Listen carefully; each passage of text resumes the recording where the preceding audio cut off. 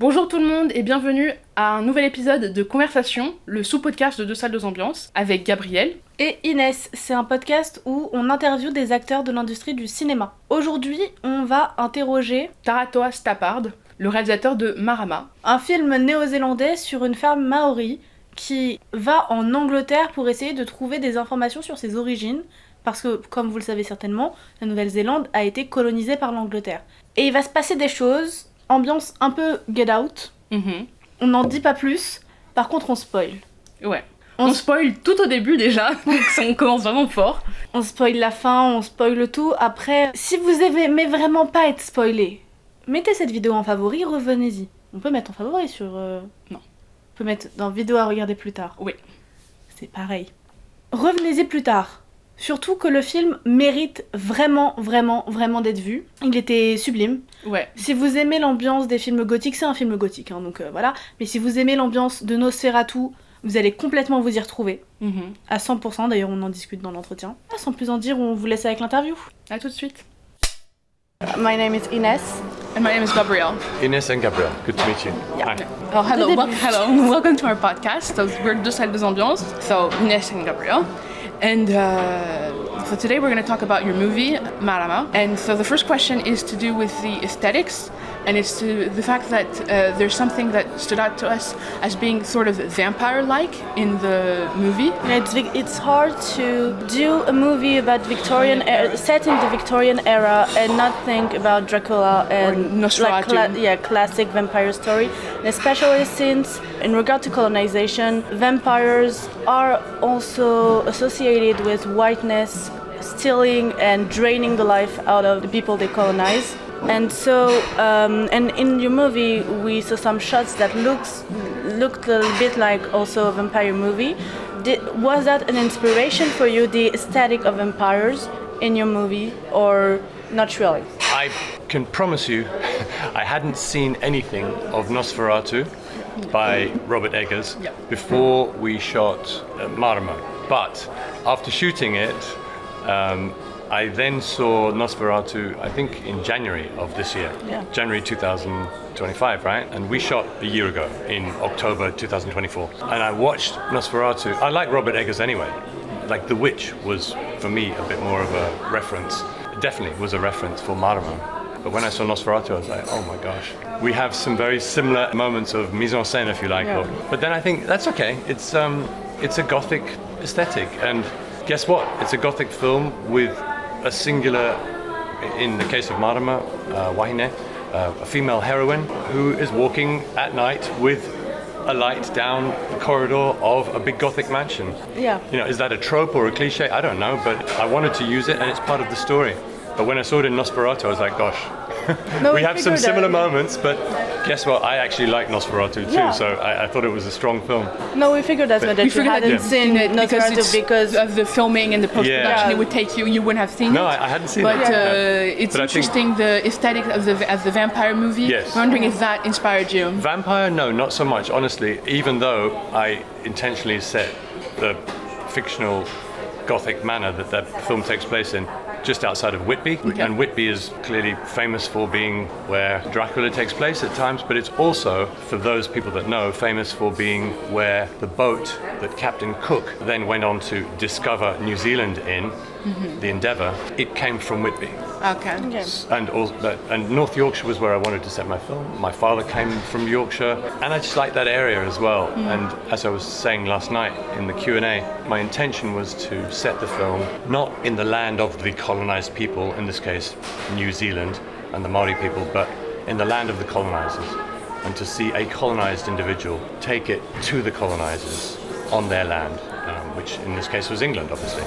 Yeah. But yeah, so sorry. Vampires, no, not really. But again, last year I ended up watching Sinners 3 times in a row. I saw a remarkable film. And I was thinking, gosh, yeah, that makes complete sense. Colonizers or racists as vampires or life-draining forces. But it wasn't intentional within Mārama. I wasn't thinking of coal as a vampire at all. No, because also we thought that because the way she kills him at the end, well, spoilers, but anyway, she kills him in a very anti-vampire way. You know, she decapitate through him the heart, decapitation, and then the fire. And, which is very much how you kill the 3 ways how you kill a vampire.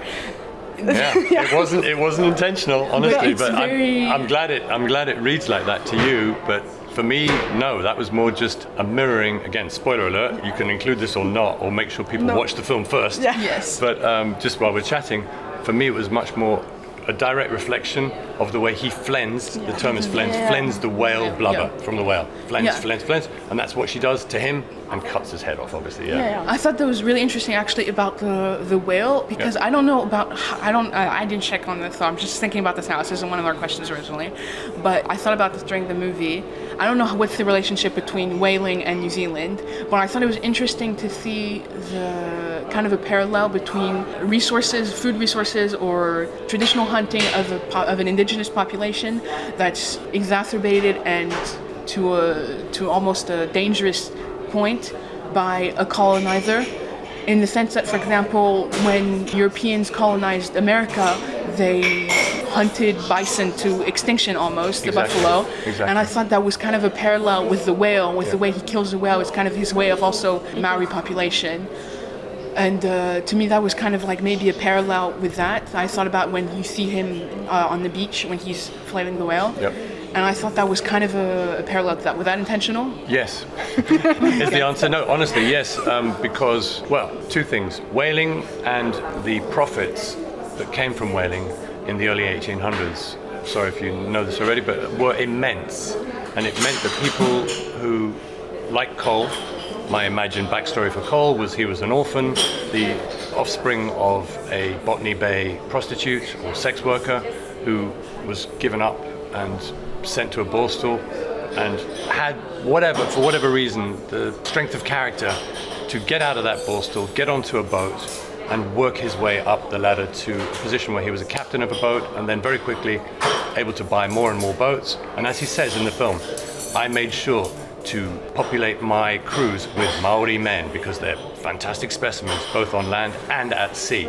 Again, this is what happened. Maori were used on those whaling vessels, and for me the connection with whaling was, I suppose on a very basic level, just a way of showing how blunt and brutal colonization worked and how many people got so wealthy off the back of what were otherwise, frankly, sacred resources. The whale is a sacred animal, a kaitiaki, a guardian to the Maori people, to Maori.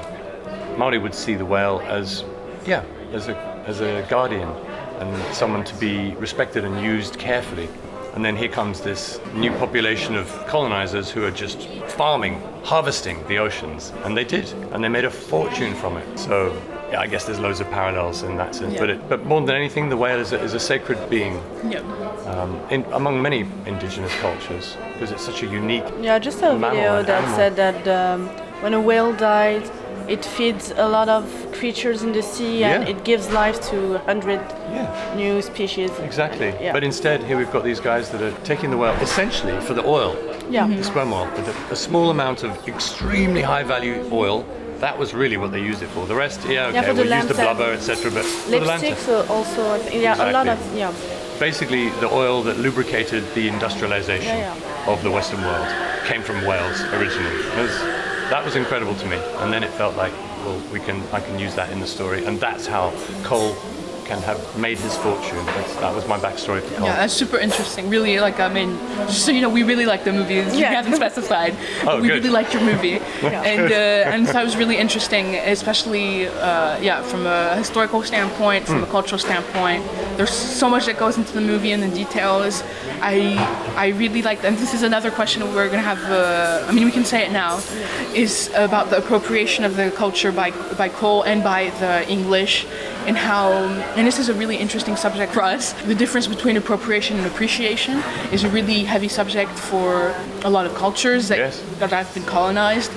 And it's really interesting in this movie to see him use so much of the culture for himself, and the way that you see it done, you see the same things done by Mārama and by Cole, but it's intensely different.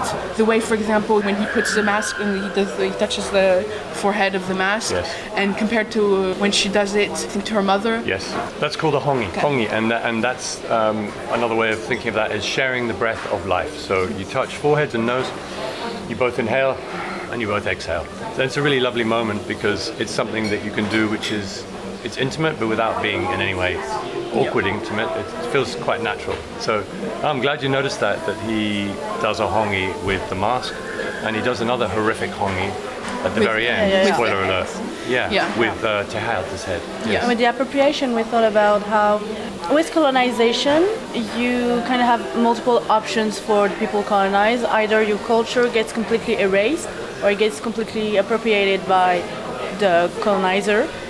And I feel, maybe I'm wrong, that Maori culture was appropriated more than erased and used for entertainment, mostly, as we see even today with rugby, and how there's this kind of glorification of the Maori people, but also they become characters in the more...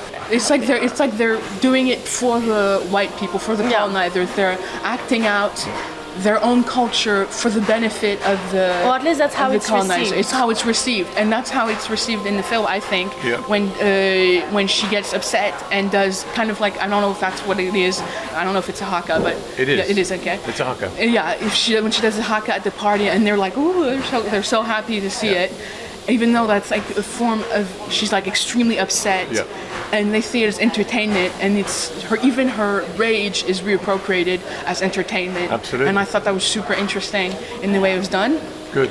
And because movies are also a way to entertain people, do you feel that you have to reappropriate your culture through your movies? Is it something, because when you're a person of color, you kind of feel this burden of representing, it's a burden that's thrown upon you by society, that you have to be kind of a speaker for your whole people when you're just a person. Do you feel like that with your movies, or can you detach from sentiment? No, it's an interesting question, and it's maybe also a minefield, right?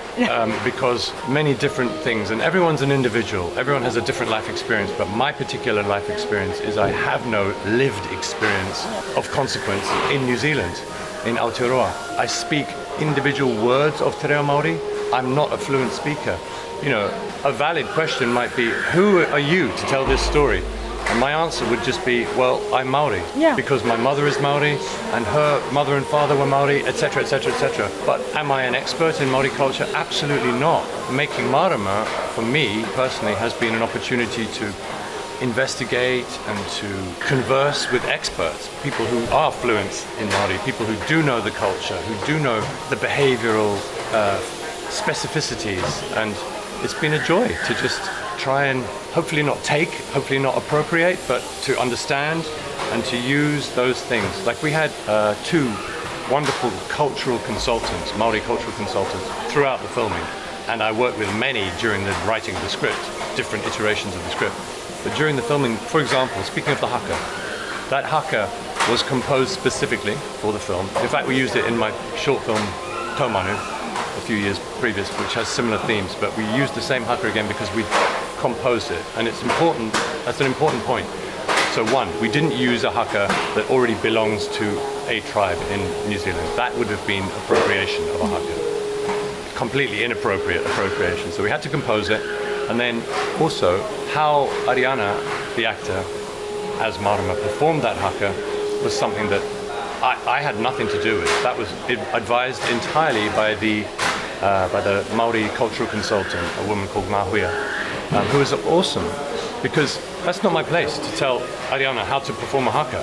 That's not my expertise at all. And when it came to doing it, you know, that was the first time that I saw it performed by Ariana in its full ferocity, and it was amazing. It was amazing, and you know, I remember crying on the set and being exhausted, and I was like, I have no notes. Is there anything else you want to do, Ariana? And she just looked over at her advisor, the consultant, Ngahuia, who went, and they had a quick chat. And then she went, oh, I'll go one more time, please. I was like, of course. Everyone was ready. We did it in one take, which I always knew. It's just going to be one simple take. No need for close-ups or cuts. Just let the performance speak. And she did it again, and it was even better. And I was like, I don't even know what happened, but that was amazing, more amazing than amazing. And so we called cut. Anything else? Do you want to do that again? Because I have no notes again. And everyone was happy. So we released everyone. Of course, I had to ask Nahuya, what did you say to Ariana? And she just said, again, this is spoiler alert, but anyway, it was an amazing moment. She just said, I just reminded her of one thing, to weaponize her dress. It's a brilliant note. I would never have thought that. And if you watch, which I've done, obviously, I've watched the first take and the second take. In the first take, Ariana's performance is more traditional. She uses her hands, but in a more traditional, perhaps, way. And in the second one, she takes that dress and she uses the dress like a club. She weaponizes her dress. And when I spoke to my mother about that, she was telling me, oh yes, she remembers watching her ancestors on maraes, or Maori meeting houses. The women, when they stood up, the women don't tend to have sticks or tools or implements, so they would have to weaponize their skirts, and she remembered that. So it was a great note. Sorry, that's a long answer. I don't know why I was saying that, but just to say, in terms of specificity and cultural authenticity, it was always very important. But like, if I didn't have it, I would always defer to experts, and they were brilliant. They made the film much better. Yeah, and that really transpires in the movie. It really comes through. You can tell that the people who made the movie, either you or the consultants, knew what they were talking about in a way that was very personal, but also professional, very authentic, very respectful, and all of that it was really beautiful. Thanks. And as someone who is a fan of rugby, I find it very difficult to enjoy it in a way that the haka I'm in, that I feel I have to always cross the line between being entertained, I'm the colon. We're French, and even though I'm not French originally, it's complicated, but I have to really put myself in the place that this is a ceremonial thing, and that it's supposed to be authentic, and I can't enjoy it like a spectacle. I have to enjoy it as what it is, and that's really something that really put my perspective in question when I watched your film, because it's just such an intense scene, and it was really beautiful. It was a really beautiful scene. That's it. Thank you. Thanks. The interesting thing about the haka, I suppose, that I've come to learn as well, and spending more time over the last 5 years in Aotearoa, New Zealand, is my understanding of the haka has become more obvious to me, that it's not just a challenge. It's not just a war dance. Some people think, that's warriors do the haka. And yes, originally yes, but it is also, and has become used more, maybe repurposed, as a form of respect, perhaps. Celebration, is that the right word? I don't know. But anyway, I've seen beautiful videos, and I've watched a lot of videos of hakas being performed. I always find them moving. But some of the most moving ones are those that are celebrating someone. So, for example, you might see a young man or woman receiving their degree at a university graduation ceremony, and the family will stand up and haka them to celebrate them, obviously, not to confront them. So it's an interesting dual usage that a haka has. It can be confrontational, but it can also be a celebratory thing. So I fear we may have been going over time, and we won't have time to go over a lot of the questions we wanted to discuss with you, but that's okay. But we have two questions. Yes. Two last questions that are the typical question of the podcast. Okay. Do you have two movies that you love? One that you just love watching, that you think it's fun, it's like your... Like a comfort movie, or it's very entertaining. a guilty pleasure. Yeah, a guilty but pleasure. not gulchy. Just a pleasure. We don't believe in gulchy pleasure. Good. And another one that you just think is a masterpiece. Technically, you think that is one of the best movie ever made. It's one of my favorite, but one of the best. Yeah. And another one that just Your favorite because it's entertaining. It touches you I mean, can I slightly repurpose the question to not my best of all time, because that's a heavy pressure. But relating to Mārama, I will say one thing. People at the beginning of the film, well, it's part of the business. It turns out, I've understood now.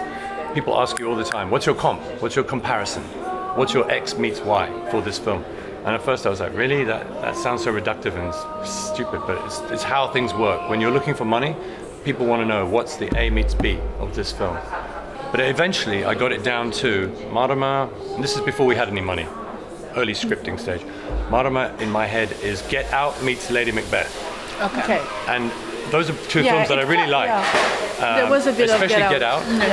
Thematically, I suppose, and Lady Macbeth. because at one stage I was obsessed with making Mārama in England, in an English country home, the way Lady Macbeth was made. So tonally, textural, and performance of Florence Pugh I thought was great. So I like both those films a lot. Okay. And they relate to Mārama. And last question, if you had to organize a double feature night, like it's your event, what are the two movies you're putting in comparison? In relation to Mārama? It's whatever. Yeah. It's your pick. Oh my gosh. Do they need to relate as double features? Or No, they it can could just be, like for example, the most unhinged we did was Beauty and the Beast by Cocteau. Yeah.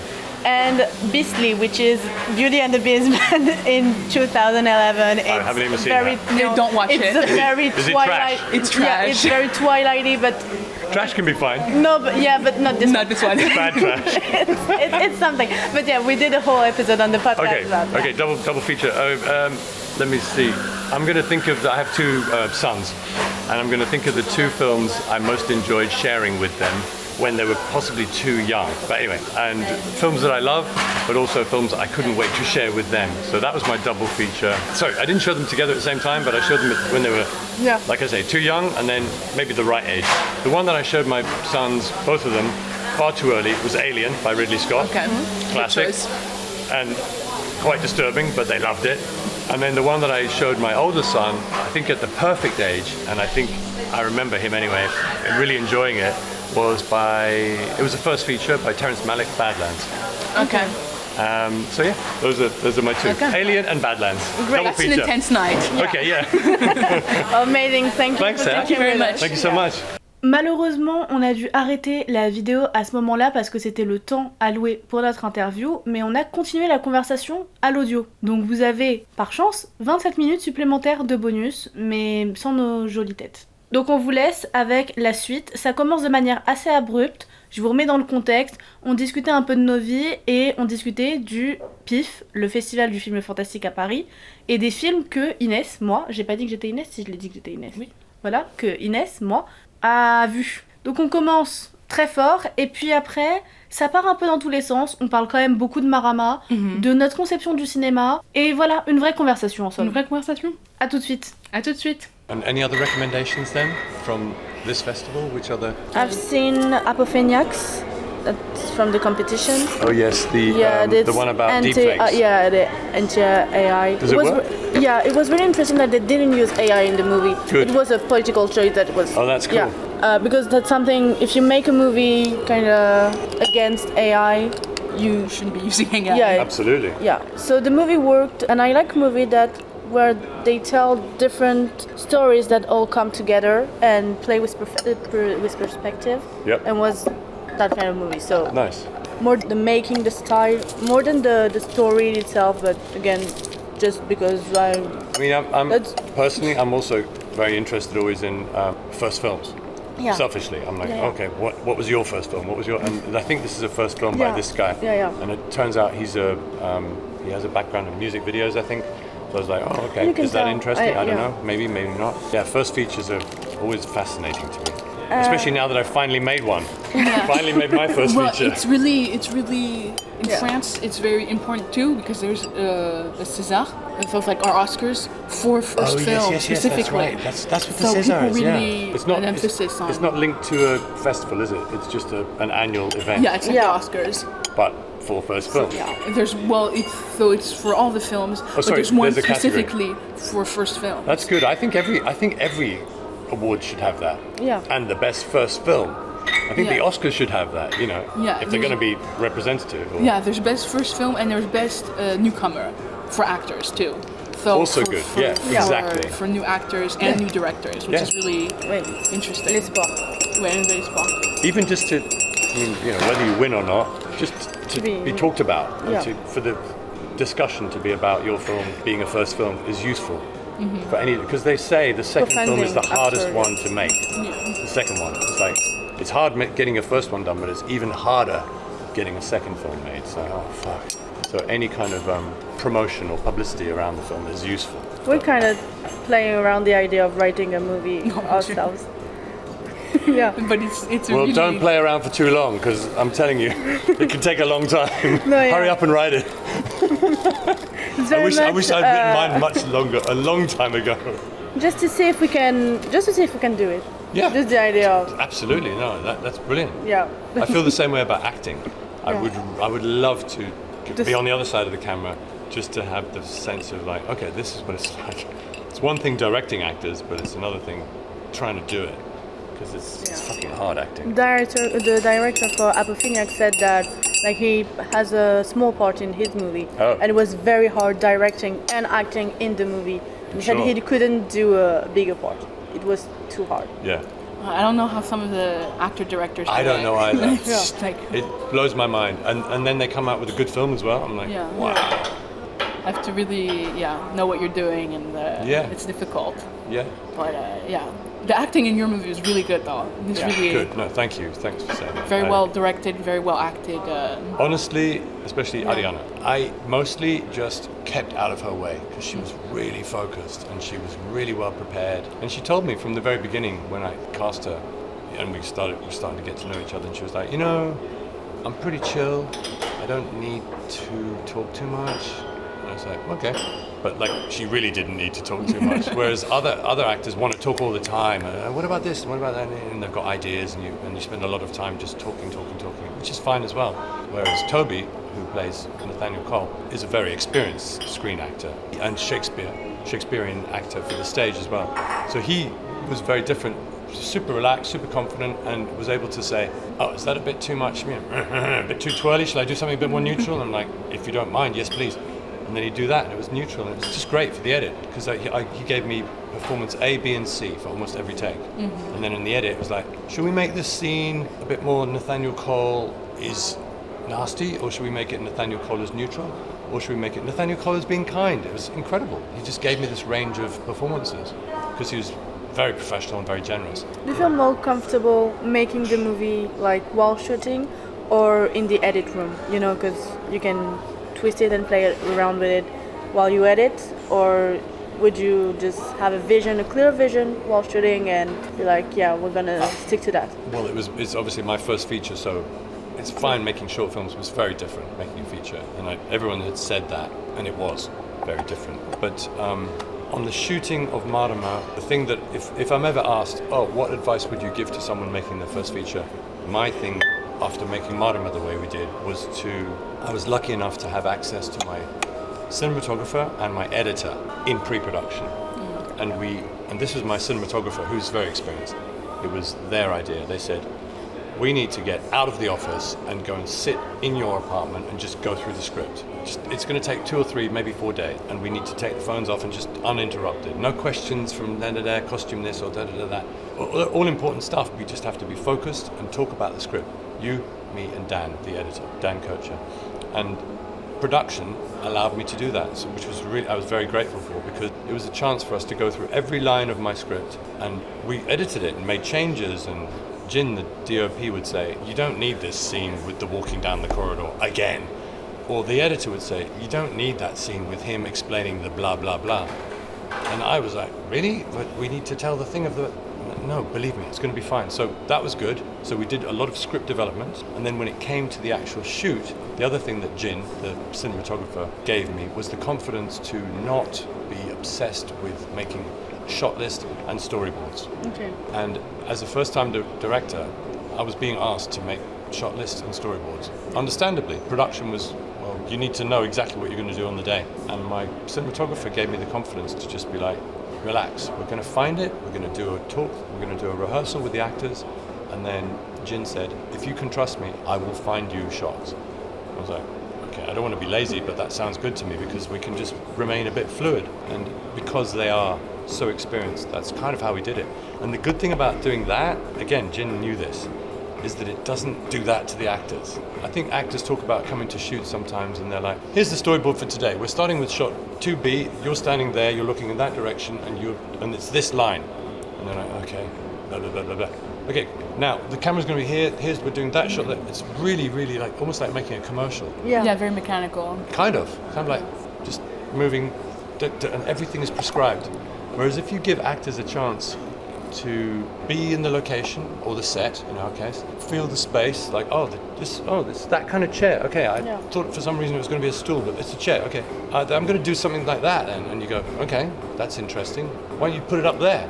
And they do, and you can try things out, and that is a completely different camera angle to that, for example. But you don't know that until the actor has had a chance to creatively find that decision. So I think that's what I would say to first-time directors. It's a bit nervous-making, and you have to have. I would absolutely suggest don't do this if it's the first-time camera person or cinematographer. Do it with an experienced cinematographer. Otherwise, absolutely do a shot list and a very careful storyboard, just so you have something to fall back on. Anyway, sorry, I'm rambling, but it was useful. Yeah, it's interesting also that I think a movie is not only the director vision; it's a lot of people coming together.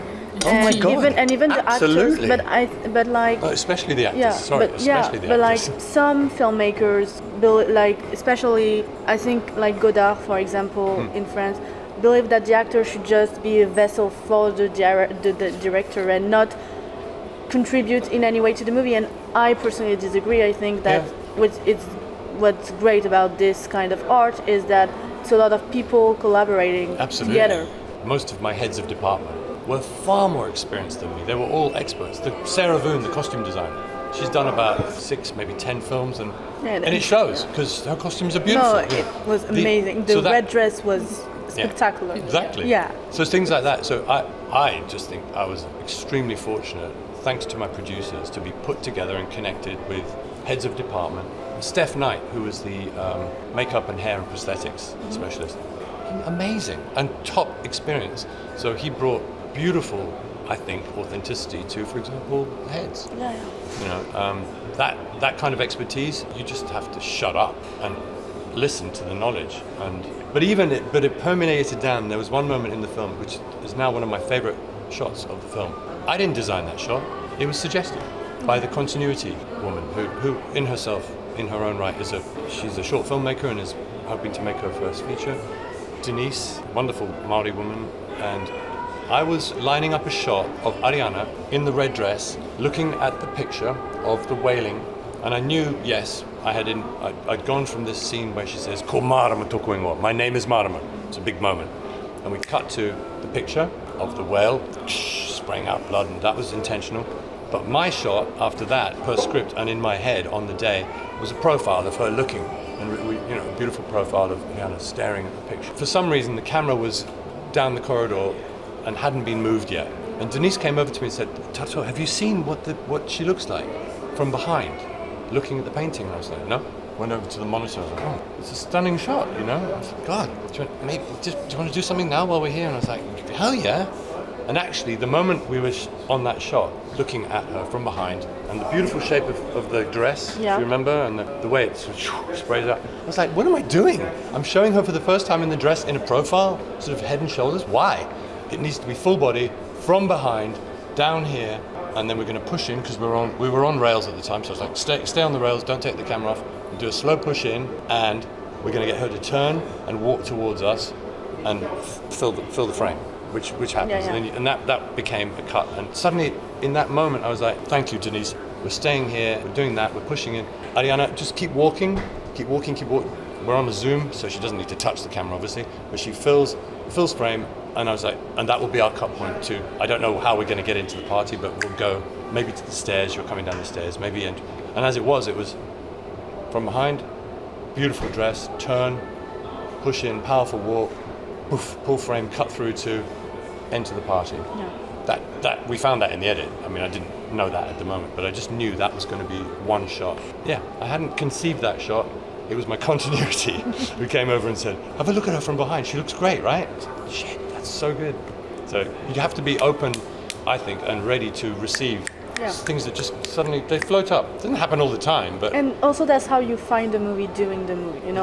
You find the movie while shooting it. You discover a new movie. You write a movie. You discover a new movie when you shoot it, and then you discover another new movie when you edit it. Definitely, Think about it. So you make the film 3 times, right? Yeah, exactly. Yeah. And I think that's so interesting to have And that's why for a first movie, to have such an experienced crew, that must have been really beneficial. And Huge. To have that experience is also a very good learning experience. Yeah, but it's also, I would say, to the directors, it's like, keep your head open, because Denise is fantastic, and she's a filmmaker on her way up, but she would say herself, I think, she's not super experienced, but she had one of the best suggestions in the making of the film, in a way.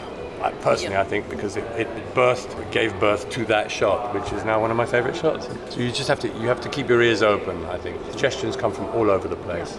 Exactly. Yeah. It's one of the questions I think you probably get a lot about the technical aspects, the mise en scène, the lighting, the color. I mean, sometimes it was a lot of trust from me in the expertise of Jin Leung, who is a fantastic cinematographer.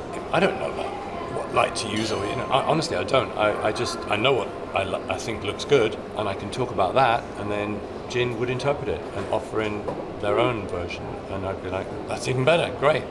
So it was pretty simple, because you're in the hands of a really good DOP. My input was more about the positioning maybe, and the framing, and we talked a lot about that. The colours and the lighting actually itself, I kind of left a lot of that to Jin, because they are the expert. But the framing and the way we were going to see and discover the space of the house, I enjoyed that a lot. When I was a teenager, I wanted to be an architect. That was what I always thought I would be. And I worked towards that, and then in the end, the course that I was doing dropped off at school, and I couldn't get onto the right course at university, but that was my hope, was to become an architect. So I've always been interested in the use of space, and I think so, yeah. And the way, how is that different from that, etc. And so making films actually is fantastic for that, especially when you're making a set. Yes. It was like, wow, I get to talk to a production designer and talk about the length of the corridor. Is there going to be a turn left or right? How high is the ceiling? What does that mean for where we put the camera? So that I was very interested in, about camera placement, lenses, and not exploration, but the way we reveal the space of this house. And that it's the same for a set, or if you're on location. It doesn't really matter. It's just a different approach. I thought it was interesting, like you said during the Q&A, that you shot in New Zealand because it was where you had the money. Like Totally. But I thought it would have been also like a cool political choice, because when white people do a movie about people of color, usually they shot it in their country, or in like a similar culture, but not really. It's very different, especially like my parents are from North Africa, right. And so Middle Eastern North Africa, and usually we are assimilated to South Asian people. Okay. But we're very, very different. Like you take like Aladdin, for example, and it's a mix of those two cultures, but has nothing to do with one another. No. And like I thought it would be really cool to like kind of flip the script on it and be like, okay, so it's set in your country, but I'm shooting it in mine, because I'm stealing. That's kind of what happened. But I confess, not intentionally, because my first instinct was we shoot it for real in England, and we bring the Maori actor to England, and I thought that would be interesting too, because that's a genuine experience for Ariana Osborne to come to England to act. In my dream, it was going to be in an actual English country house, because the one thing you don't have in New Zealand are huge country houses. They don't exist. Gothic, definitely not. So that all had to be invented and constructed, but actually that became so much fun. Because I was working with a production designer who embraced the challenges of having a limited budget. But when he started showing me the plans, I was like, how big? We can make the party room can be that big? Yeah, we can do it. We might have to save some money on this, and there's not going to be a ceiling, but that's okay, don't worry about the ceiling. And all of the choices, for example, of the artworks, that I was very specific about choosing artworks that existed at that time and replicating them, because of course they're replicas, in precisely the same size that they are. So the big one that seems to be the grandstand picture it's called the otter hunt, of the guy holding the spear with an otter and all the dogs around him.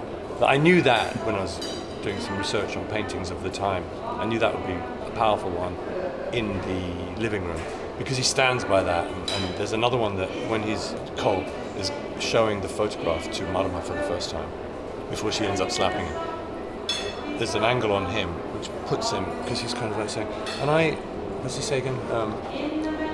Emilia turned into a proper English lady, and I raised her on my own as my own child life. Anyway, that's his character and how proud he is of his own raising of a child. And right there behind him is a famous painting of a peacock. Okay. I thought, well, that's perfect. Yeah. You know, and whether people notice that or not, I know it's there. And so did Toby, the actor, and he liked the choices that we went through these choices of artworks because his character, we had to believe that his character, he definitely had the resources, but did he have the emotional intelligence, creativity, interest to populate his house with these different pictures? And Toby liked that. Yeah. He liked choosing some of those artworks too. So like a peacock or an otter hunt, and that very important picture, which people again in New Zealand know, which we cut to for the first time before the breakfast meeting. It's just a solid shot, full screen shot of a painting of Captain Cook arriving in Hawaii. A lot of people in New Zealand will know that picture because it's quite famous. Yeah. Captain Cook, the explorer. But of course it comes to feature in the background of her haka as well. And that was intentional for me, that I knew where I wanted that picture to be and how I wanted to see it first and how I wanted to see it at the pivot point of the movie when Mārama performs the haka. So behind her is this fucking picture of colonisation in its pure form. So yeah, it's a lot of fun just finding moments to juxtapose the space and the style and the set dressing and the props and the costumes. Yeah, and what I find interesting about the movie is because it's we've talked about this on our podcast actually, about the like humanity and not really universality, but kind of horror movies. It's a very general sentiment, like fear is a very general sentiment. Yeah. And so what's very interesting about your film is that even though it's a really specific story about a really specific culture, really specific time, it's really effective in affecting as a spectator and making them feel what I think you wanted them to feel. And the horror. What did you think that was? Well, the horror of colonization. Fine. and No, because some people speak to me about, God, I just felt so tense, and it just gets more and more tense, and I think, oh yeah, that's good. Yeah. I definitely wanted that because I wanted, my only real intention throughout the making of the film and the bit that I did convey to the actors was, in this case to Ariana for her character Mārama, was I wanted the audience to experience the story through her. Mm-hmm. And that's pretty obvious because she's in almost every shot. So you end up siding with her. So that's a lot of weight on her as a performer. It's like, where do you start and where do you go to and when do you make those shifts? So we broke down the script and the story and talked about when she's changing a gear. It's like, okay, that's another moment where I'm going up. Because you don't want to go and then be up here and you're just running at screaming level. You want to build and build and build. So we isolated those moments, and I think she very successfully adjusted her performance so it's still, and then finally, and then to rage. And I was very happy because during the movie, very early on, I was like, I really hope that she cuts off his head and burns the house down. I mean, Coop, spoiler alert. It's the head in the house. Let's not have house burning and head off, please. It's the only way this can happen. The thing is, I was really interested. And I was crying the whole movie, and she was making fun of me. Okay, I wasn't making fun of you the whole movie. The thing is, she cries. You don't cry in films? I used to, but I do not a lot. so much. I do. I cry even during commercials. I can cry. Now I don't feel so cool anymore. No. You cry during commercials? No, but I cried a lot during your movie. But I think it was the sibling relationship because I have a little sister, and so like the sisterly bond, and I was crying every time. Like and so I think I hear her sniffling at the end, and I'm like, she's crying. Because the thing is, I was like so into the movie, and suddenly I just hear like, oh yeah. And I was just like, okay. Tell me, I'm sorry if I am repeating myself because I can't remember what I said last night. Did I speak about my mother singing?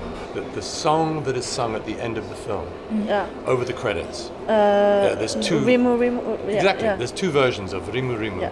The first version is sung by a contemporary Maori singer called Ariana Tikau. She's lovely, and she's a friend of the composer and the Maori composer of the film. So that was a logical fit. But most important for me about Rimu Rimu, two things. One, it's what's known in Maori culture as a maimai, which is a lament, a song to grieve, usually the passing of someone. So that felt story world-wise very clearly appropriate for the credits. So it's a lament, and also because my mother was a singer and an opera singer actually, but she also recorded traditional Maori songs, and she'd sung that song, that Mai Mai, Rimu Rimu. So I had two versions, and I knew I really wanted to use that song twice and end on my mother. And I can't remember if I said this last night, but she recorded that in '65 when she was pregnant with me. So I like to think that it's one of the first things that I heard. Yeah. Was her, not just that song, but the whole album. And it's a beautiful album. If you go on Spotify and look up Hannah Tatana, there's an album called Hannah Tatana Maori with a beautiful brown cover, like a graphic profile, and Rimu Rimu's on there. And that's the album that she recorded when she was hapu, when she was pregnant with me, and when my uncle, her brother, was on guitar. So that's the importance to me of Rimu Rimu. Yeah. And the good thing is it will always be like that, I think. It's like a novel. What are you going to do? Re-edit the credits? No. I mean, with a like novel, it's a lot easier. Even with a movie, it's really even more like set in time. That's Yeah, true. but like with streaming nowadays, especially with TV shows, they go back and they edit it, and especially with the music, they change the music during scenes. And They I better think, not on Mārama. No, but yeah, but like I think it's such a disregard for the craft, because a movie is also like, you think about the music that you're gonna put in a movie, in the course. scene, and so just like having interchangeable music it doesn't work. No, I agree. And even like making TV shows, because it's mostly TV shows, but making TV shows with this idea in mind that someday Netflix is gonna lose the right to this song, so they're gonna change it. I think Oh my God. it becomes less of art and more of just a product. And Yeah. Well, yeah, That's a problem. That's why I love is. DVDs. Yes. Because they never change. me too.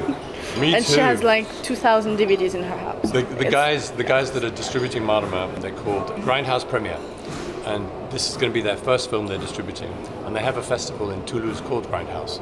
So they're kind of genre specialists, and one of the guys helped make this community cinema in Toulouse. So they're kind of immersed in the world of, they're cineasts, obviously, and I'm excited that this will be their first film. And I was especially excited when we had a chat over there for the first time yesterday, and they were saying, when we release the film, obviously we'd love to get you over to promote it, cool, and we're going to do an interview with you, for the DVD, the Blu-ray. I was like, you're going to do a DVD? He said, yeah, of course, we've got to do something physical too. I was like, that's great. I hadn't expected, because no one does that anymore. Yeah. Well, not no one, but not many. It's not the norm anymore. Yeah. Most films just go, cinema, 1 week, 2 weeks, stream it, dead. Yeah. But you could even do, But to like, have I a think physical like thing, an that's what I- album. You can do a vinyl of the. No, we're doing that. Yeah. We're doing an original. Yeah, the score is being handled by the composer. Yeah. That's useful. You're right.